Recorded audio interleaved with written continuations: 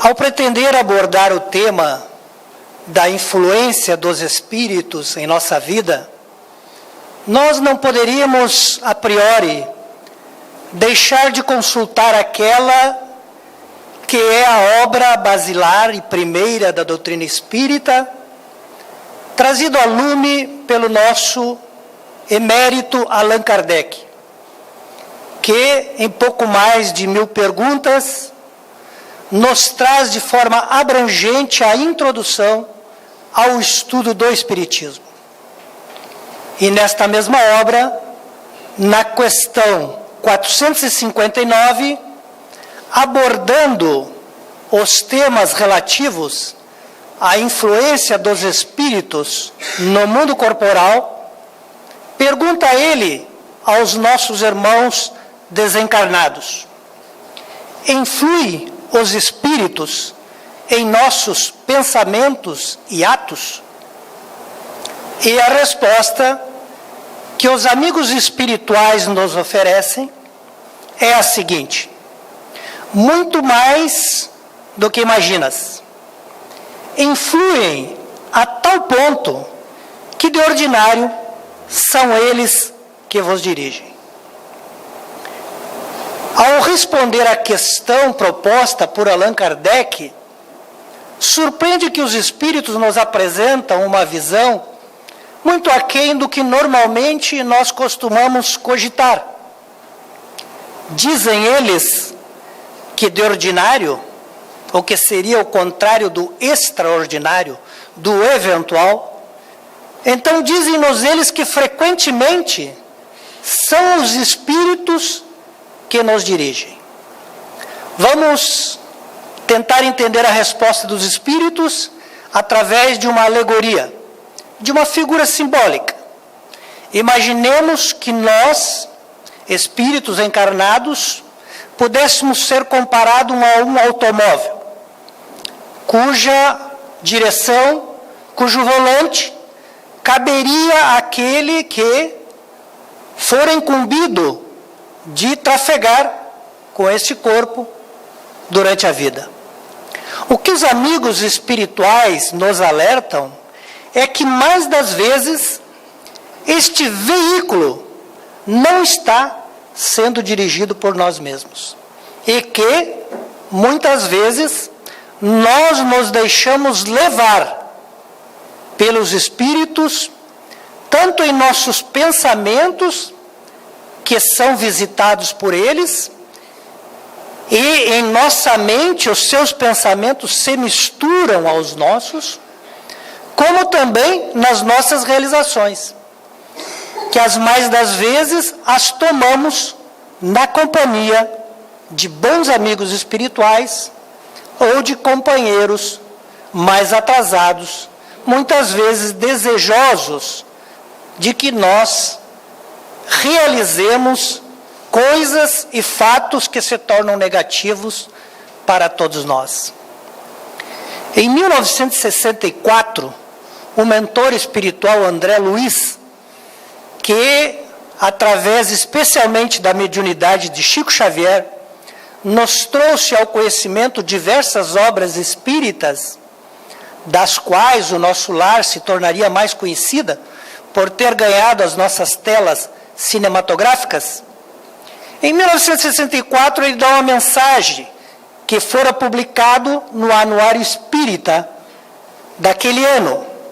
E nesta ocasião, André Luiz nos oferece um dado interessante, nos dizendo que a população que habita desencarnada na Terra, naquela ocasião, se aproximaria de mais de 20 bilhões de espíritos. Se consultarmos o censo mundial daquela época, iremos perceber que a população mundial em 1964 era pouco mais de 3 bilhões de pessoas. Portanto, nós podemos imaginar que vivem ligado a este orbe, a este planeta, aproximadamente 24 bilhões de espíritos. No momento, o nosso planeta possui um número mais elevado de espíritos encarnados, de espíritos vestidos com este corpo que ora enxergamos uns aos outros. O que então nos faria, numa conta matemática, entender que hoje temos provavelmente desencarnados 17 bilhões de espíritos, a influenciarem 7 bilhões de espíritos. Portanto, a uma conta rápida, nós temos no mínimo a influência de mais 2 irmãos que pode se exercer em tempo integral junto de nós. Mas o dado também nos faz perceber a importância do momento que vivemos. Nós esperamos, pelas mesmas contas, e tomando por média a idade que nós vivemos sobre essa terra, nós demoramos mais ou menos 380 anos para termos a oportunidade de aqui estarmos. Evidente que não se pode tomar esses dados por absolutos, porque os espíritos respondem a priori às suas próprias necessidades. E outros irmãos que se encontram numa condição melhor que a nossa, muitas vezes, cedem a oportunidade para aqueles que são mais necessitados, como nós. Mas vejam, se nós esperamos aproximadamente quase 400 anos para estarmos aqui na nossa escola, porque o planeta Terra é uma escola, para realizar os aprendizados que precisamos fazê-lo, nós começamos a perceber o quão importante é o tempo que nós temos disponível para nossas realizações. E vamos ver mais adiante se nós temos efetivamente ocupado esse tempo de forma adequada. Para isso, nós gostaríamos de comentar uma história que também André Luiz nos traz ao conhecimento através da obra Ação e Reação, que foi publicada pela Federação Espírita Brasileira em 1957, onde, especialmente no capítulo 8, ele nos coloca a história de um homem que se chama Antônio Olímpio. E esse homem, casado com a senhora Alzira, tem um filho recém-nascido, Luiz. E também tem 2 irmãos. Esses irmãos são Clarindo e Leonel. Ocorre que os 3 irmãos, nesta fase da vida, ainda jovem, começando a constituir por Antônio a família, perdem os 2 pais. E por conta do desencarne dos pais, recebem uma propriedade muito grande, como herança dos pais, para que então pudessem administrar a propriedade. Antônio, que era um homem muito apegado às posses, um homem muito preocupado em aumentar e acumular o dinheiro, vê nos seus irmãos uma impossibilidade de transformar aquela propriedade que era do pai num empreendimento de sucesso e rendoso. Eis que os irmãos tinham outros interesses e não tinham, como ele achava que tinha, o tino para empreender os negócios de forma a melhor aproveitar aquela propriedade. Debatia ele, tentava convencer os irmãos do empreendimento, mas um interessava-se mais pela música, o outro gostava mais do cultivo da terra. E ele, com o tempo, foi elaborando a ideia de que precisava convencer os irmãos ou lhes tirar do caminho. E nesse pensamento, que se tornou um pensamento pertinente em sua mente, decide ele então acabar com os 2 irmãos.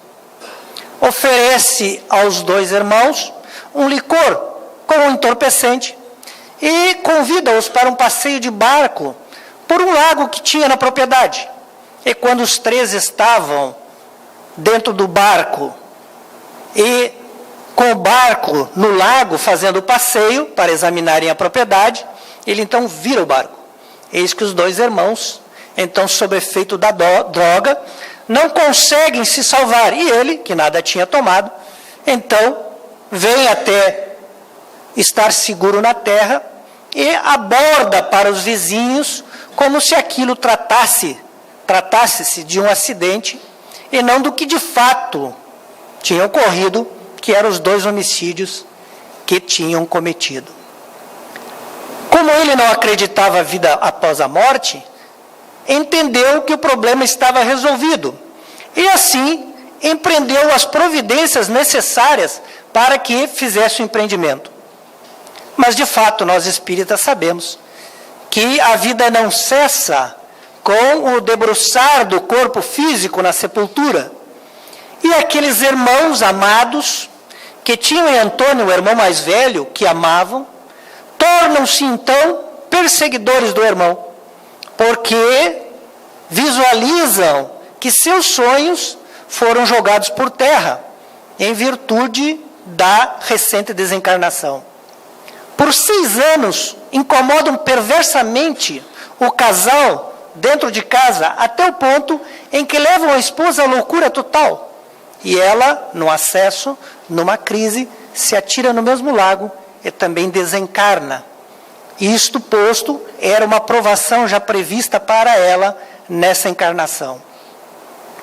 Passam ainda, após esse fato, mais 15 anos, perseguindo o irmão sem lhe dar 1 minuto de trégua.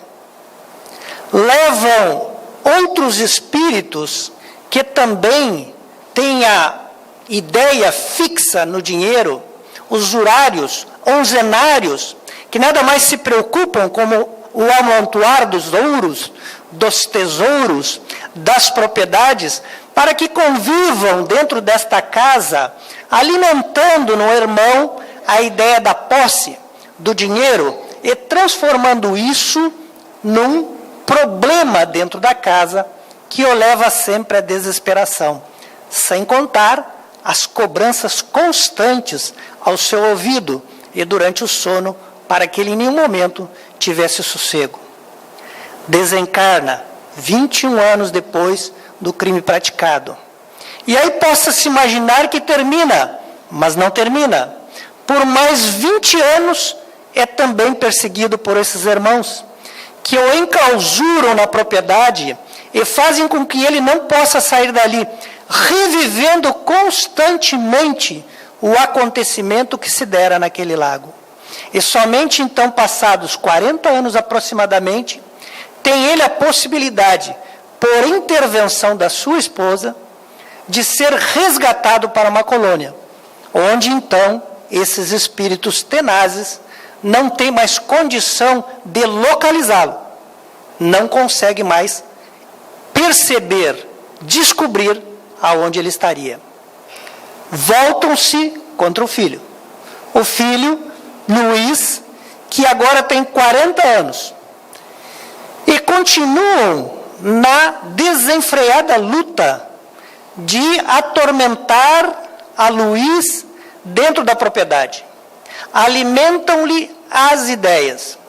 Durante os 15 anos que, principalmente, e os posteriormente 20 anos de desencarne de Antônio, em que principalmente perseguiam o pai, juntam espíritos desequilibrados pela mesma viciação da posse e levam para que mantenham grande vigília sobre Luiz enquanto eles perseguem Antônio. E quando perdem o contato com Antônio, voltam-se todas as baterias então contra o próprio filho. O que nos importa é examinar alguns diálogos que André Luiz nos traz sobre essa circunstância, para que nós consigamos entender o que de fato se dá quando nós não conseguimos em vida resolver os nossos infortúnios com os nossos inimigos, ou quando construímos novas inimizades que se perpetuam pela vida espiritual. Para atender ao caso, é convidado um mentor espiritual de nome Silas, que leva André Luiz e Hilário Silva para os acompanhar no trabalho a título de aprendizado. Quase todos os livros de André Luiz, ele está na condição de aprendiz de outros mentores, para saber como se dá assistência espiritual e nos transmitir essas histórias, a fim de que nós entendamos um pouco os mistérios que circundam a vida após o nosso desencarne do corpo. Então, André Hilário Silva e também Silas se deslocam até o local, a esta propriedade, para lá examinarem a situação. Quando chegam, o quadro é aterrorizante. Primeiro porque Luís, no desejo de nada gastar, de acumular somente, de negar à própria família algum conforto para guardar as posses, porque o usurário sempre acredita que tudo se resolve pelo cofre. Quando o cofre está cheio, há solução para tudo. E ele, acreditando dessa forma, então, só se preocupa em acumular e fazer bons negócios. E, nesse interim, descuida-se com a aparência pessoal, com a aparência da própria propriedade, com os detalhes que deve ter em relação às suas criações, às suas plantações. Então, André Luiz diz que quando chega, parece uma fazenda devastada, parece um campo de guerra. E assusta-se também porque diz que mais de 300 entidades espirituais caminham de vai e vem dentro da propriedade, revezando-se na perseguição ao Luís, filho de Antônio Olimpo. Silas orienta André e Hilário sobre as providências e diz para eles: nada que eu fizer, vocês intervenham. Onde já se advém que a técnica para abordar os perseguidores seria uma técnica especial. E chega como quem não quer nada. Avizinha-se dos dois irmãos perseguidores, sem que se perceba que o objetivo dele ali era ajudar qualquer pessoa. E logo que é recebido, logo que é percebido melhor, os irmãos já vão direto a ele, saber quais as intenções. Porque não querem ali nenhum espírito que possa vir a ajudar Luís a se libertar de toda aquela perseguição. Mas ele diz que passou ali meio que de curioso. Passou ali para entender o que estava acontecendo. E então, os irmãos contam a história sucintamente do pai de Luís, que teria lhe tirado a vida, e informa André que ali, naquela propriedade, então, respira o filho de Antônio Olimpo. E que este filho tem os menores movimentos governados por eles. Governados. Perdeu a liberdade de ter as suas ações sem a influência. Diz ele o seguinte, o Clarindo, irmão de Antônio: os onzenários enlouquecidos, aqueles convocados, porque são usurários, porque se revezam nas preocupações somente com ouro, nos favorece a tarefa. Acompanha o Sovina, que nos obedece ao comando, constrangendo-nos a viver quanto possível com a imaginação aprisionada ao dinheiro. É isso que eles fazem. Silas, o mentor, então pergunta: mas o que se percebe aqui é que este homem, além da sua enfermidade, da sua entrega total à riqueza humana, que já é um vício, ainda sofre uma pressão por outras mentes alucinadas tanto quanto a dele? E ele responde: sim, nós aprendemos a fazer isso nas escolas de vingadores. Vejam que dado interessante. Nós imaginamos que a sombra é desorganizada. Nós imaginamos que a sombra não tem também os seus métodos de nos entrelaçar, nos planejar e executar contra nós os seus planos. E eles dão uma revelação importante. André Luiz faz uma nota de rodapé no livro dizendo que escolas de vingadores se referem a instituições no plano espiritual em que os espíritos que desejam vingar-se de alguém lá se inscrevem para que possam aperfeiçoar os seus métodos de vingança. E nós muitas vezes imaginamos que só nós do bem é que estamos estudando como fazer a nossa parte, que os nossos irmãos inferiores também não estão tomando as mesmas providências. Então diz ele: sim, nós aprendemos na escola de vingadores que todos possuímos, além dos desejos imediatistas, em qualquer fase da vida, um desejo central, ou um tema básico dos interesses mais íntimos. Vejam que informação interessante esse obsessor, esse irmão inferior, que estudou na escola de vingadores, lá no plano espiritual, nos traz para que todos nós tenhamos em mente a partir de agora. Todos nós, encarnados e desencarnados, temos em nós um desejo central, um tema básico da nossa vida. E naquele tema e naquele desejo, nós construímos a nossa existência. E aí nos interessa saber e estudar detidamente qual é o desejo central de cada um de nós. No caso do nosso irmão Luiz, no caso do nosso irmão Antônio Olímpio, a riqueza, a cobiça, o desejo de ter até o que é do outro, o desejo de acumular, e nós outros, quem sabe, outros tantos. Diz o outro irmão, Leonel, emitimos com mais frequência os pensamentos que nascem do desejo central, que passam a constituir o reflexo dominante da nossa personalidade. Bom, se nós emitimos os pensamentos mais frequentes relacionados ao desejo central, vai explicar às entidades que elas ficam nos observando quando elas querem nos derribar, quando elas querem trazer até nós duras provas. Eles ficam, ou colocam alguém ao nosso lado, e ficam anotando os pensamentos que a gente tem.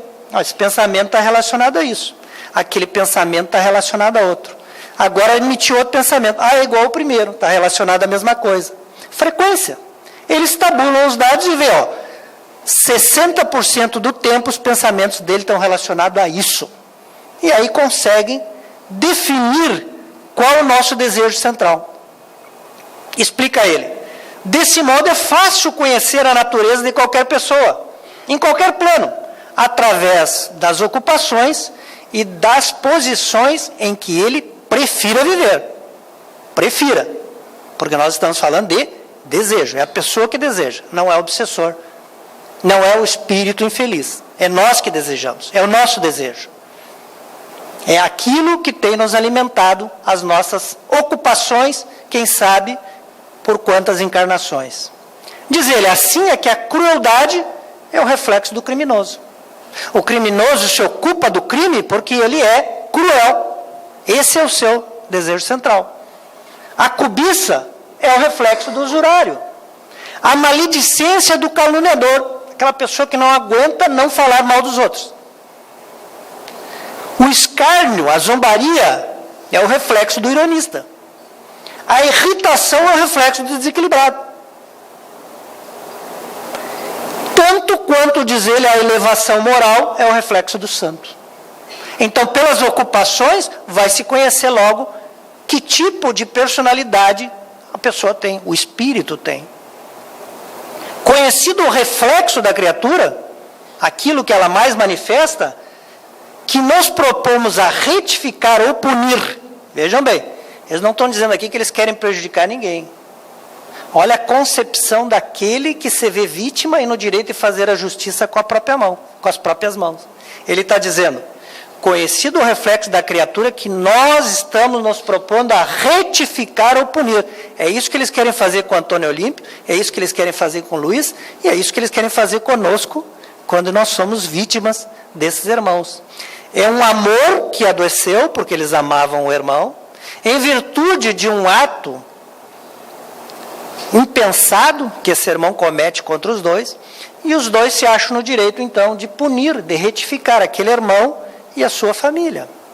É uma visão diferente da que normalmente nós alimentamos, de que o obsessor é alguém que a gente nunca conheceu, nunca viu, que não tem nada a ver com nós e que nós nunca fizemos nada de errado com ele. Que nós somos a vítima, mas nós nunca fizemos nada contra eles. André Luiz vem nos mostrar que não é esse o caso. Que não é assim que funcionam as leis de afinidade, os laços que construímos ao longo do tempo. Então, conhecido esse reflexo, é muito fácil superalimentá-lo, com excitações constantes, nutrindo-lhe a fixação mental. Ou seja, basta alguma diligência para situar no convívio da criatura malfazeja, que precisamos corrigir, entidades outras que se lhe adaptem ao modo de sentir e de ser, quando não possamos por nós mesmos a falta de tempo. Se aquele que quer se vingar não tem tempo, convida outros que pensem na mesma faixa mental nossa e fazem nós nos fixarmos nas mesmas ideias. Através de semelhantes processos, criamos e mantemos facilmente o delírio psíquico ou obsessão. Então, nós damos o combustível. Nós oferecemos o elemento de queda. Nós temos o desejo daquilo que eles se aproveitarão. O que eles fazem? Nos incendiar os desejos. Aquele desejo mais íntimo. Aquele desejo que é central em nossa vida. Eles botam gasolina na fogueira. Nenhum espírito conseguirá nos influenciar naquilo que nós já superamos. Naquilo que nós não desejamos. Nenhum espírito conseguirá nos influenciar para aquilo. Usarão sim daquilo que nós temos a oferecer para então nos fazer elemento de tortura. Cada um é tentado exteriormente pela tentação que alimenta em si próprio.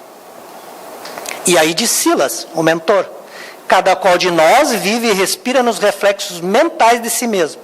O céu ou as esferas superiores são constituídos pelos reflexos dos espíritos santificados. E Leonel completa. E o inferno é o reflexo de nós mesmos.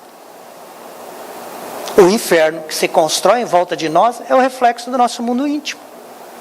Não importa onde a gente está, se não há harmonia interior, nós levamos o nosso inferno conosco. E lá sofreremos tanto quanto aqui. Então, também não imaginemos que porque o mundo vai mudar, o nosso mundo vai mudar. A transformação de um mundo de provas e inspiração para a regeneração é íntima, não é externa. Se nós não conseguirmos construir a regeneração em nós, nós não estaremos afinizados, familiarizados com espíritos que já têm isso construído dentro de si. Voltemos ao Livro dos Espíritos para a questão 467, que vai abordar exatamente essa questão, onde Kardec pergunta aos espíritos sobre se nós podemos eximirmos, se nós podemos evitar, não sermos vítima da influência dos nossos amigos mais atrasados, aqueles que tentam nos arrastar para o mal. Os espíritos respondem, sim, nós podemos certamente não sofrer a influência de espíritos maus, visto que esses espíritos só se apegam aos que, pelos seus desejos, os chamam. Concordando com as explicações nos oferecidas por André Luiz em Ação e Reação. Nós, pelo nosso desejo íntimo, é que nos ligamos a eles, chamando-os pelos pensamentos, diz a questão, que os atraem. No livro Entre a Terra e o Céu, também de André Luiz, no capítulo 1 que fala em torno da prece, tem uma colocação do mentor Silas, quando ele dá algumas explicações a André Luiz, onde ele diz assim: todo desejo é manancial de poder.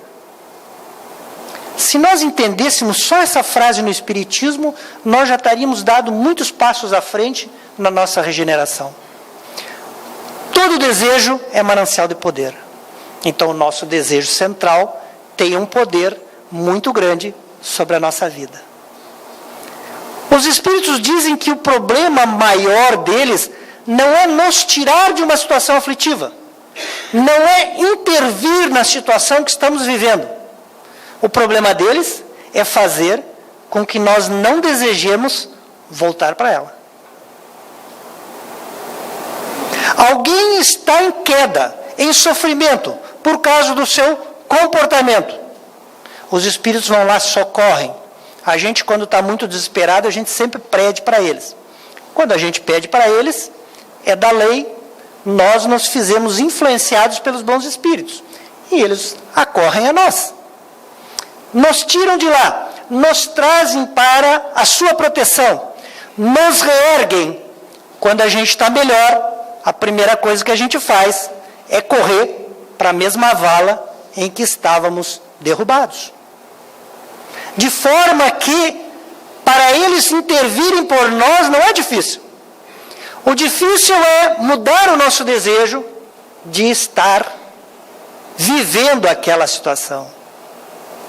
E por isso o desejo central passa a ocupar uma posição muito importante na nossa vida, para que nós minimamente consigamos descobri-lo. Conhece-te a ti mesmo, o Evangelho segundo o Espiritismo. Santo Agostinho nos traz essa verdade que já fora escrita no templo de Delfos pelos 7 sábios gregos, para que nós entendamos a importância de conhecer a nós mesmos, descobrir quais são os desejos que estão nos jogando contra nós mesmos, contra o destino traçado por Jesus para o nosso futuro. E conhecendo, nós nos apliquemos minimamente nessa oportunidade que ficamos aproximadamente 400 anos na fila, aproveitarmos a ocasião de modificá-lo, de trabalhá-lo, para que, novamente, ele não seja capaz de nos comprometer a nossa própria encarnação.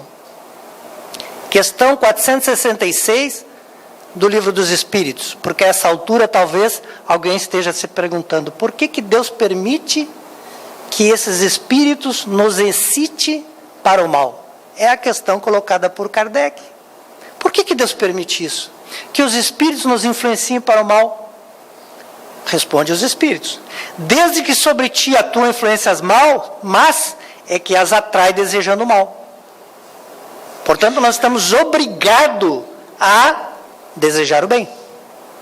É a única maneira de nós não nos vermos enliados com as entidades que ainda desejam nos levar para o mal. Mas dizem os espíritos inferiores correm até auxiliar no mal logo que desejam praticá-los. Quando a gente pensa em alguma coisa ruim, eles estão junto conosco. Só quando queiram os mal, podem eles ajudar para a prática do mal. Mas outros também te cercarão, esforçando por te influenciarem para o bem. E vejam a bondade de Deus, que na questão 489 do Livro dos Espíritos, os Espíritos nos explicam que cada um de nós tem um Espírito protetor. Nenhum de nós tem, por providência divina, um Espírito obsessor designado para nos acompanhar durante a existência. Mas todos nós temos um Espírito protetor, que está durante toda a nossa existência, e diz os Espíritos muitas vezes, por várias existências, à nossa disposição para nos arrastar ao bem. É que a gente não dá bola para ele, não conversa com ele, não sintoniza o pensamento com ele, ele diz assim, bom, você tem o livre-arbítrio, eu não posso te tirar. Eu vou sentar na cadeirinha ali, vou ficar te esperando. Quando você sofrer muito, você vai correr para cá, daí eu te ajudo. Mas por enquanto, você é o filho que não quer ouvir. Você é o filho rebelde que acha que sabe tudo. Você acha que nem precisa do protetor. Aquilo que nós aprendemos com a nossa mãe quando éramos pequenininhos, que nós temos um anjinho da guarda, é verdade. Nós temos. Só que a gente não conversa com ele. A gente não dá ouvido para ele. Como todos nós temos pai, mãe, ou responsável, alguém que nos ajudou quando nós éramos pequenos e deu um monte de conselho que eram importantes, mas que a gente faz um esforço imenso para que a gente esqueça aqueles bons conselhos, porque nós sabemos que as nossas tendências, infelizmente, ainda não são as mais adequadas. No Fonte Viva, foi o livro que foi lido agora há pouco, o Nosso Emmanuel tem uma passagem, a lição 147, que é Refugia-te em paz, onde ele faz um comentário acerca do versículo 31, em que Jesus, após receber os 12 apóstolos, que foram mandados para pregar a várias cidades, e ele explica que, quando eles voltaram, sentaram para contar ao Senhor tudo o que tinham feito, tudo o que tinha realizado, E Jesus então diz para eles a seguinte citação: vinde vós mesmos a um lugar ermo, em particular, e descansai um pouco, pois eram muitos os que vinham e saíam, e nem para comer encontravam tempo oportuno. Quem lê, pensando no conteúdo, no que está acontecendo, imagina que eram muitas pessoas indo e vindo, e essas pessoas, atendidas pelos apóstolos, não tinham, então, os apóstolos nem tempo para comer. Eles se vinde a um lugar ermo, a um lugar em particular, se recolher. Mas o nosso Emmanuel, com a sua capacidade de sempre ver na lição de Jesus novas interpretações, porque as lições de Jesus nunca têm uma única interpretação, e se aplicarão de diferentes modos para várias situações que viveremos em nossa vida. É ainda algo para nós estudarmos por mais 20 mil anos, talvez, e tentarmos entender o que esse mestre divino nos deixou consignado ao aprendizado. Então, Emmanuel, buscando uma outra maneira de interpretar, vai nos dizer: é possível que não encontres o jardim exterior que facilite a meditação, nem algum pedaço da natureza física onde repouses do cansaço material. Todavia, penetra o santuário dentro de ti mesmo, nos fazendo entender que o Mestre pode estar nos convidando para nós irmos a um lugar ermo, em particular, que está dentro de cada um de nós. Diz ele: há muitos sentimentos que te animam há séculos, imitando em teu íntimo o fluxo e o refluxo da multidão. Quais são os sentimentos que nos animam há séculos e séculos? Os sentimentos relacionados ao nosso desejo central. E nós encarnamos com planos, com projetos, com objetivos definidos, com metas traçadas, e quando vemos ao mundo, deixamos nos dirigir àqueles que têm má intenção, encarnados ou desencarnados.